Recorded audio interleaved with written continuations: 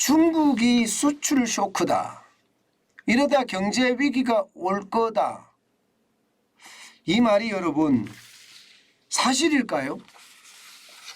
저는 사실이 될 가능성 굉장히 높다고 생각합니다. 왜냐하면 여러분 이거 한번 보세요. 10월에 중국 수출 증가율이 마이너스입니다. 역성장했어요. 0.3% 내려앉았습니다.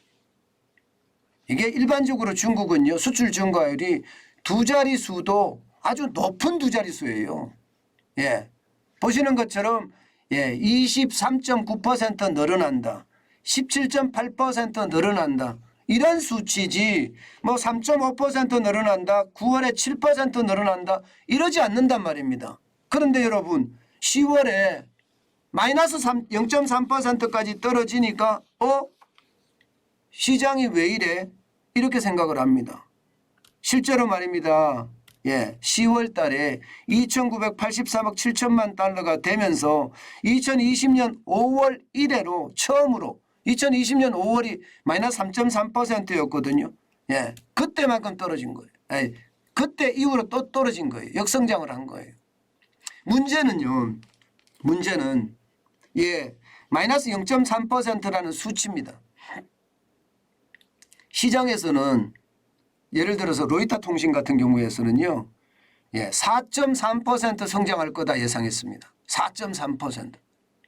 그런데 마이너스 0.3%에 무려 4.6% 차이가 납니다. 4.6%. 이것을 보면서요. 야, 중국이 예상했던 것보다가 더 빠르게 경제가 침체되고 있구나. 이렇게 예상할 수 있습니다. 저는요. 이것이 말입니다. 결국 시장 전체에 어떤 위험으로 오지 않겠느냐 이런 이야기 많이 합니다. 중국은 세계의 공장이라고 해요. 세계의 공장. 세계의 공장인데 중국이 수출이 마이너스가 됐다는 것은요. 세계의 공장의 엔진이 식어간다는 이야기예요. 식어간다는 얘기. 안 그래도 말입니다. 지난 4월에 3.5% 급락하면서 야 이거 수출 식어가는 것 아니냐 이런 얘기가 계속 나왔었거든요. 그런데 이게 속도가 빨라지니까 이제는 좀 위험하네 이런 이야기까지 지금 나오고 있는 실정입니다. 게다가 수입까지도 지금 줄어들었어요.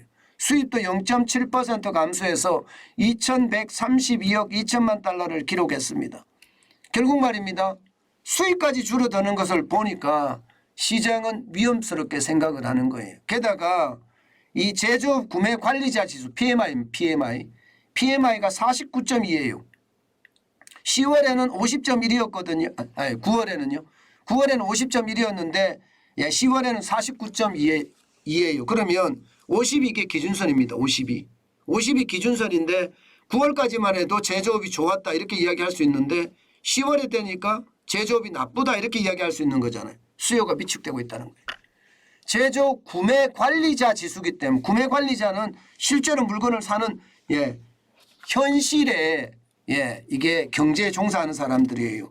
그런 사람들의 이야기가 지금 떨어지고 있다는 이야기가 지금 더 빨리 상황이 나빠지고 있다는 이야기죠.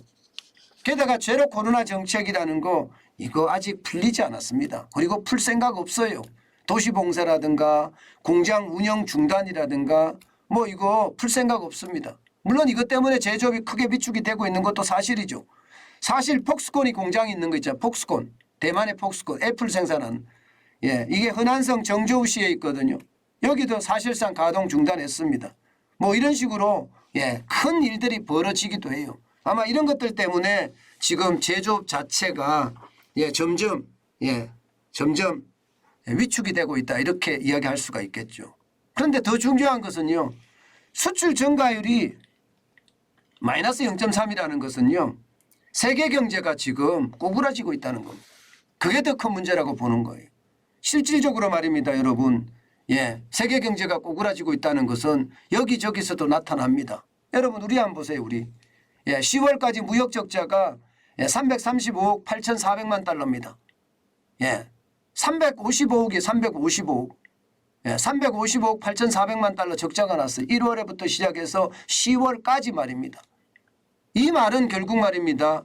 세계 경제가 진짜 좋지 않다는 것을 중국에서도 보여주고 한국에서도 보여줘요. 물론 우리는 중국으로 수출하는 양이 많지요. 많지요. 그러나 중국 수출도 지금 적자가 나고 있거든요. 적자가. 계속 적자가 나고 있거든요. 실제 적자가 10월에는요. 69억 9,600만 달러의 적자가 났습니다. 지난 8월보다는 줄어들었어요. 그래도 93억 9,400만 달러보다 줄어들었지만 10월도 적지 않은 수치입니다. 69억 9,600만 달러라는 숫자가 말입니다. 결국 말입니다. 이렇게 가면 세계 경제의 위축도 불을 보듯 뻔하다 이렇게 이야기합니다. 실제로 그런 지표가 나타나고 있습니다. 여러분 알다시피 상하이 컨테이너 운임지수 이게 세계 물동량 지수라고 이야기할 수 있거든요. 이게 운임지수가 비싸면 비싼 만큼 여러분 상황이 어떻다는 이야기예요. 이게 배를 구할 수 없다는 이야기거든요. 지난 2022년 1월에는요. 5,109.6이었습니다. 그런데 지금은요. 11월 7일 현재 1,579.21입니다. 도대체 얼마나 떨어진 거예요? 도대체 3배가 넘게 떨어졌죠. 거의 3.5배가량 떨어졌죠. 상하이 컨테이너 운임지수가 3.5배가량 떨어졌다는 것은 물동량이 그만큼 줄였다는 거예요. 세계적인 물동량이 줄었다는 이야기. 세계적인 물동량이 이렇게까지 준다는 것은 여러분 결국 말입니다. 세계 경제가 침체의 늪에 빠졌다는 거예요. 세계 경제가. 결국 여러분 이러다가 경제 위기가 온다 이 말이 틀린 말이 아니고 이러다가 세계 경제 위기 온다 이 말도 틀린 말이 아닙니다. 중국이 세계 공장이라고 하는데 수출이 마이너스가 되고 있고 이게 세계 경제의 어떤 아주 핵심 지표라고 이야기하는 대한민국의 수출이 적자가 나고 있고 여기에다가 상하이 컨테이너 운임지수 국제 물동량은 지금 엄청나게 3.5배나 더 떨어지고 있고 그러니 이게 중국의 위기는 우리의 위기이자 세계 경제의 위기로 점점 발전되지 않겠느냐 그렇게 시장은 지금 예측하고 있다는 거예요. 지표는 그렇게 가리키고 있습니다.